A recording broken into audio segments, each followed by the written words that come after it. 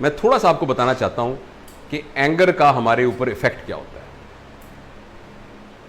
अगर तो एंगर, जैसे किसी दोस्त ने कहा था सबकॉन्शियस एंगर, अगर तो एंगर हमें हो, हम उसको एक्सप्रेस ना कर सकें, तो आपकी बॉडी पर उसका बहुत ज्यादा नुकसान होता है। आपके अंदर से इमारत हिल जाती है। और अगर आप उसको एक्सप्रेस कर दें तो अंदर के नुकसान के अलावा एक्सटर्नल नुकसान भी बहुत ज्यादा होता है। दोनों नुकसान, फिर आप आउटसाइड भी बड़ा, यानी एक बिल्डिंग में धमाका हुआ है मगर वो टूट के वो साथ वाली बिल्डिंगें भी तबाह हुई हैं। तो क्या क्या इफेक्ट होता है, ये बात आपने जिन लोगों ने मेरी वीडियोस पहले देखी हैं वो बहुत दफा मैं ये बयान कर चुका हूं कि हमारी बॉडी के 4 डोमेन हैं, जो कि हमारा फिजिकल डोमेन है, इंटेलेक्चुअल डोमेन है, इमोशनल डोमेन है और स्पिरिचुअल डोमेन है। गुस्सा इन चारों डोमेन्स पर बहुत बुरी तरह एक्ट करता है। फिजिकली हमारी बॉडी में केमिकल चेंजेस ले आता है। जो डॉक्टर है, फार्मासिस्ट हैं, वो जानते हैं कि गुस्से की हालत के अंदर इमीडिएटली हमारी बॉडी में कैटाकोलामीन प्रोड्यूस होना शुरू हो जाते हैं, एड्रेनलिन, नॉरएड्रेनलिन प्रोड्यूस होना शुरू हो जाती हैं, जिससे दिल तेज तेज धड़कना शुरू हो जाता है, फोर्स ऑफ कंट्रैक्शन बढ़ जाती है, वेसल्स कंस्ट्रिक्ट कर जाती हैं।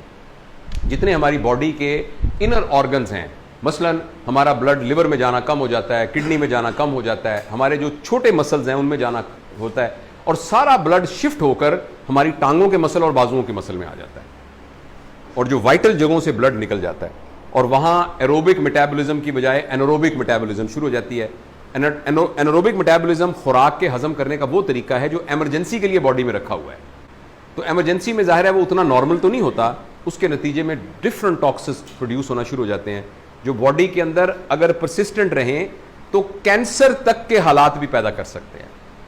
नॉट ओनली, यानी जो इन्फ्लेमेटरी डिजीजेज हैं वो तो अपनी जगह पर हैं, मगर लॉन्ग टर्म में जो लोग परसिस्टेंट स्ट्रेस में रहते हैं, एंगर में रहते हैं, उनको कैंसर तक भी बात हो सकती है। अभी वो वक्त नहीं है उसको तफसील से बयान करने का। तो केमिकल चेंजेस आ जाती हैं, जिसको टेक्निकली हम ये कहते हैं, पसीना आता है, दिल धड़कता है, ब्लड प्रेशर रहता है उनको ज़्यादा, और उनकी अंतड़ियों की मोटिलिटी बढ़ जाती है। इसीलिए आपने देखा होगा जो लोग बहुत गुस्से में, उनको डायरिया होना शुरू हो जाता है। और एक बीमारी होती है इरिटेबल बाउल सिंड्रोम, अक्सर वो साइकोलॉजिकल बेसिस उसकी होती है। हाथों में ट्रेमर आने शुरू हो जाते हैं, कमर का दर्द हमेशा। आप किसी भी स्ट्रेस वाले बंदे से पूछें क्या तकलीफ, कहता है या बड़ा दर्द, कंधों में बड़ा दर्द, बैक एक। बहुत सारे पेशेंट जो आते हैं वो स्ट्रेस होता है उनको सिर्फ, तो लो बैक एक और ये वाली जो पेन है ये बड़ा कॉमन फीचर है। और गर्दन स्टिफ, मैंने आपको, अब आप देखिए एक आदमी हो जिसको ये सारा कुछ होता हो, उसका कैसा दिन गुजर रहा होगा, उसकी फिजिकल हालत क्या होगी। डायरिया उसको लगा हुआ हो, पट्टे उसके खिंचे हुए हो, ऑफ कोर्स स्लीप डिसऑर्डर, रात को सही नींद ना आती हो। और ये किस लिए हो रहा है? वो बाबा जी आए हुए हैं सर के ऊपर, जो मैंने आपको बताया, खुद तो उसका कोई कसूर भी नहीं है। अच्छा, इसी तरीके से जो इंटेलेक्ट है उस पर भी बहुत इफेक्ट होता है। गुस्से की हालत में इंटेलेक्ट में क्या हो जाता है कि हमारी थॉट्स क्लाउडी हो जाती हैं। गाड़ी का शीशा आप देखें ना, उस पर क्लाउड्स, वो क्लाउडी हो जाए तो आपको बाहर नजर ही कुछ नहीं आता। तो हम सही बुरे की पहचान ही खत्म कर देते हैं, हमें पता ही नहीं चलता कि एक्चुअल फैक्ट क्या है और मैंने उसको क्रिटिकली एनालाइज कैसे करना है, वो पता ही नहीं चलता। और शटिंग ऑफ, इसका वही मतलब है, कॉग्निशन का मतलब होता है ये जहानत, या जिसे अकल कह लें, तो अकल का दरवाजा बंद हो जाता है। और लैक ऑफ कंसंट्रेशन, आप कंसंट्रेट नहीं कर सकते। देखिए जिंदगी में जो भी आपने खूबसूरत काम करना है उसके लिए आपको कंसंट्रेट करना पड़ता है और फोकस करना पड़ता है। लेकिन आप देखिए, आप गुस्से की हालत में हो और आपने उसी में कोई आर्टिकल लिखना है, आप नहीं लिख सकते। आप अपने मरीज देख रहे हैं तो आप गुस्से की हालत में मरीजों को सही फोकस नहीं कर सकते। अब खाना पका रही हैं, आप खाना नहीं पका सकते उस वक्त। घर का कोई काम करना है, घर का काम नहीं कर सकते। अपने रिलेशनशिप में आप नहीं रह सकते, रिलेशनशिप के अंदर आप गड़बड़ में चले जाएंगे। इसके अलावा ये एक टर्म है एमिग्डाला हाईजैक, इसको मैं, चूंकि ये बहुत ज़रा टेक्निकल मेडिकल टर्मिनोलॉजी है, लेकिन मैं समझाने के लिए आपको अर्ज कर देता हूँ कि हमारी बॉडी में जब भी कोई स्टिमुलस आता है तो उस स्टिमुलस के नतीजे में 10% एक इमोशनल रिएक्शन होता है। एक खुशी, एक गम, एक गुस्सा, एक प्यार, एक नफरत, एक जेलसी, कुछ भी। और 90% जो हमारा दिमाग उसको करता है, वो जो 10% करता है उसे अमिगडाला कहते हैं। हमारी बॉडी में एक छोटा सा ब्रेन का हिस्सा होता है अमिगडाला, तो 10% उसको परसीव करता है और उसकी वजह से इमोशनल रिएक्शन आता है। और 90% हमारा फ्रंटल कॉर्टेक्स भी करता है, जिसके अंदर लॉजिक है, जिसके अंदर क्रिटिकल थिंकिंग है, जिसके अंदर हमारी डीप थॉट्स हैं, हमारी मेमोरी है, वो सारी चीजें। अच्छा, लेकिन जो लोग गुस्से में आते हैं तो समहाउ उनका एमिग्डला जो है वो हाइपरट्रोफी हो जाता है, बड़ा हो जाता है। स्ट्रक्चर में नहीं बड़ा होता, फंक्शन में बड़ा हो जाता है, 10% से above। बहुत बड़ा होता है वो, और वो बाजू का 90% तक हो जाता है। लिहाजा जो भी हमें स्टिमुलस मिलता है तो 90% हमारा कॉर्टेक्स लेने की बजाय एमिग्डला ले लेता है। लिहाजा हमारा पूरा का पूरा फैसला इमोशंस की बुनियाद पर होता है, लॉजिक की बुनियाद पर नहीं होता। इसने मुझे ये बात कही थी, इसलिए सारी जिंदगी के लिए अब मैं इससे नफरत, मेरी नफरत है। फलां जगह पर सबके सामने इसने मुझे ये कहा था, अब अब चाहे उसके पास जितनी और खूबियां हों, चाहे उस रिलेशन पर आपने बहुत ज्यादा इन्वेस्ट किया हो, चाहे उस रिलेशन के जाने का नुकसान भी आपको ही होना हो, लेकिन आप कहते हैं वो जो उस वक्त इसने शादी का जोड़ा मुझे नहीं दिया था, हालांकि बनता था इसका जोड़ा देना, और उस वक्त सबके सामने इसने मुझे फलां बात कह दी थी, बस तो आपके एमिग्डला ने हाईजैक कर लिया आपके कॉर्टेक्स को। हालांकि इस रिलेशन में आपने इतना कुछ इन्वेस्ट किया हुआ था, इस रिलेशन के अंदर आपकी बहुत ज्यादा फ्यूचर की अब डिविडेंड मिलने वाला था, लेकिन आपने उस सारे को जाया कर दिया इसलिए कि एमिग्डला ने हाइपरट्रोफी। तो ये गुस्से में ये बीमारी हो जाती है, और जिसके नतीजे में जो कंडीशन पैदा होती है उस कंडीशन का नाम है इमोशनल इलिटरेसी। एक इंटेलेक्चुअल इलिटरेसी ना, कि आप पढ़े लिखे नहीं हैं, आपके पास इल्म की कमी है, आप चीजों का सही तरीके से जायजा नहीं ले सकते, आप ज़हीन नहीं है। इमोशनल इलिटरेसी का मतलब ये होता है कि आप अपने जज्बात और दूसरे के जज्बात को पहचान ही नहीं सकते, आप उसके इंटर रिलेशन को समझ ही नहीं पा रहे, जिसके नतीजे में आप फिर एक पूरा पंजाबी का बड़ा जबरदस्त लफ्ज़ है कचामड़ा मचाना। कचामड़ा समझते हैं? वो लूडो खेलते थे ना, तो वो एक बंदा को नहीं तो यूं हाथ का नाम कचामड़ा मचा दिया, यानी कोई गोटी इधर कर दी, गोटी। तो जिंदगी भी एक लूडो की गेम होती है ना, तो गुस्से में आके कचामड़ा मचा देते हैं उसका, सारे रिश्ते ब्रेक कर दिए, टूट दिए, ऐसी बात कर दी कि सारी जिंदगी के लिए ना किसी को मुंह दिखाने के काबिल रहे, ना वो हमें मुंह दिखा सकता है।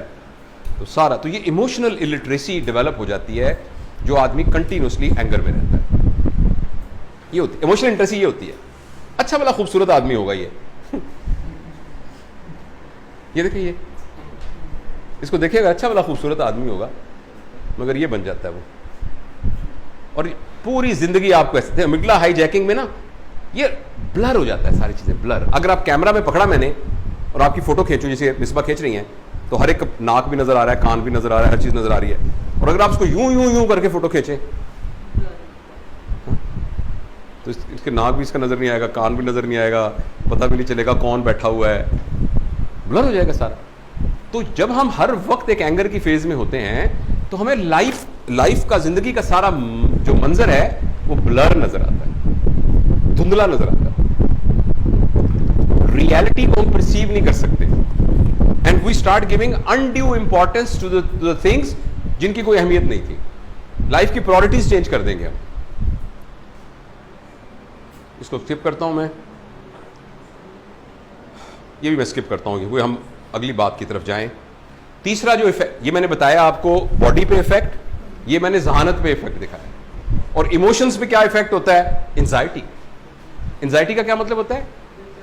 जो फ्यूचर के बारे में होती है, कहीं ये ना हो जाए, कहीं ये ना हो जाए, कहीं ये ना हो जाए। और डिप्रेशन, ये पास्ट के बारे में, ये क्यों हुआ, मेरे साथ क्यों हुआ, आखिर मेरे ही साथ क्यों हुआ। अच्छा, मजेदार बात है, इन दोनों में से कोई भी चीज रियल नहीं होती।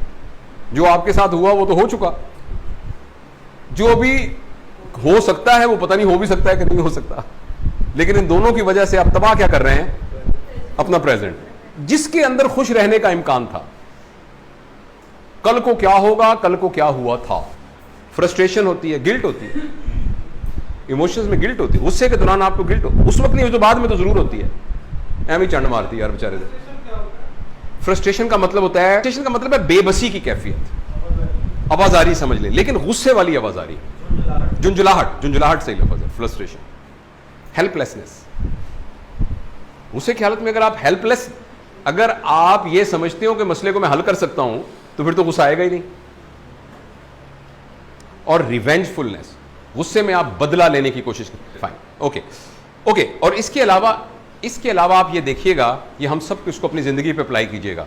गुस्से की हालत में एक दफा बंदे की क्विटिंग क्विटिंग डिजायर्स डेवलप हो जाती है।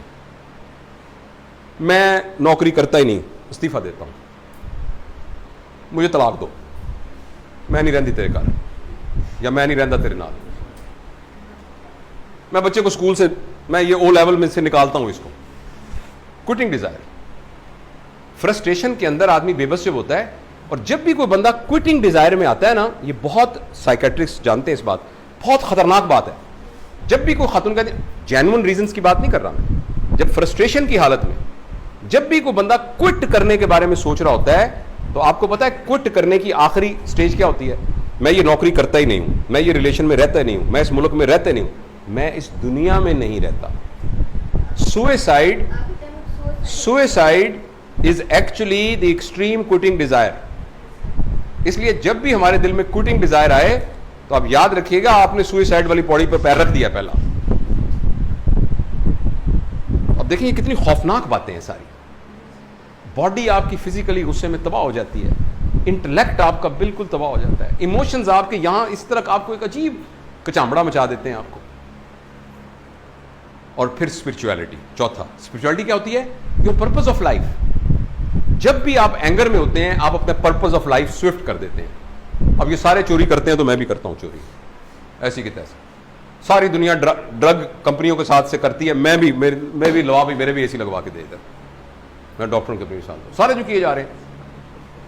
तो आपका पर्पस ऑफ लाइफ एकदम नीचे गिर जाता है। आपका जो पर्पस ऑफ लाइफ है, लाइफ में नीचे चल जाता है। आपको हलाल हराम की तमीज खत्म हो जाती है, अच्छे बुरे की पहचान खत्म हो जाती है। आपको पता नहीं चल रहा होता कि हराम आपके मुंह में जा रहा है या हलाल रिज़्क मुंह में जा रहा है, सारा निकल जाता है। आपको पता नहीं होता, बच्चे करते नहीं है, पता होता है सारा दिन हराम उनको खिला रहे हैं हम, तो बच्चों को कैसे तरबियत? तो स्पिरिचुअलिटी बंदे की डाउन हो जाती है, पर्पस ऑफ लाइफ नीचे हो जाता है। और ये सारे एंग्री लोग ही हैं जो क्राइम्स के अंदर मुब्तला होते हैं। स्पिरिचुअलिटी का मतलब सिर्फ मजहबी प्रैक्टिस नहीं है, इसका मतलब आपके पर्पस ऑफ लाइफ का नीचे आना भी। आप जिंदा क्यों हैं? देखना, मैं आज पैदा हूं, आज मैं सुबह उठा हूं, तकरीबन 30 लाख बंदे दुनिया के, 13 लाख बंदे दुनिया के अंदर रात को सोए थे, आज नहीं उठे। मैं क्यों उठा हूं? आज मैं क्यों जिंदा हूं? मेरा क्या मकसद है जिंदगी का? तो एंगर में आदमी अपना पर्पस लूज कर देता है, उसको पता नहीं होता मैं किस लिए जिंदा हूं। ये जो बात थी ना, इनवर्ड जो एंगर है वो फिजिकल इफेक्ट कॉज करता है, और आउटवर्ड वो एग्रेशन कॉज करता है। अंदर से आपकी फिजिक, आपकी इंटेलेक्ट, आपके इमोशंस और आपकी स्पिरिचुअलिटी को डिस्ट्रॉय कर देता है, और बाहर फिर आपको पूरे एनवायरनमेंट को खराब कर देता है। आप अंदाजा लगाएं, किसी के घर में उसका खामद हो और वो बहुत एंग्री हो, किसी घर में कोई और एल्डर हो, किसी घर में एक बच्चा हो, किसी का बॉस हो, किसी का एक जूनियर हो जो बहुत एंग्री हो, क्या एक पूरे एनवायरनमेंट के अंदर एक फसाद मचा होता है। और फर्ज करें वो आप हो, तो देखें तो सही कि लोगों की जिंदगियों के अंदर आप क्या कर रहे हैं, क्या मेस क्रिएट कर रहे हैं आप लोगों की लाइफ के अंदर, और पूरी एक डिसहार्मनी क्रिएट कर रहे हैं।